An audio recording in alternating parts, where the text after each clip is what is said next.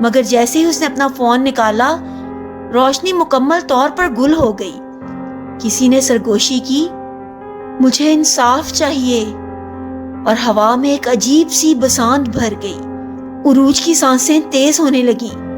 اسی دوران اس کی نظر سامنے والے شیشے میں پڑی جہاں اسے ایک جھلک نظر آئی، وہی لڑکی زہرا، مگر اس کا چہرہ زخمی تھا اور آنکھوں سے خون بہہ رہا تھا۔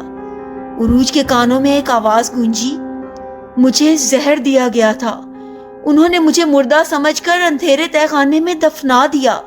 میں زندہ تھی، میں مدد کے لیے پکارتی رہی، مگر کسی نے میری آواز نہ سنی۔ اگلی صبح عملے کو عروج بے ہوش ملی۔ اس کے ہاتھ میں ایک پرانی فائل تھی جس پر زہرا کا نام درج تھا، لیکن جب ہسپتال کی انتظامیہ نے ریکارڈ چیک کیا تو پایا کہ زہرا کے بارے میں کوئی سرکاری دستاویز موجود نہیں تھی، جیسے وہ کبھی یہاں تھی ہی نہیں۔ مگر عروج جانتی تھی کہ وہ تھی، اور وہ آج بھی موجود ہے۔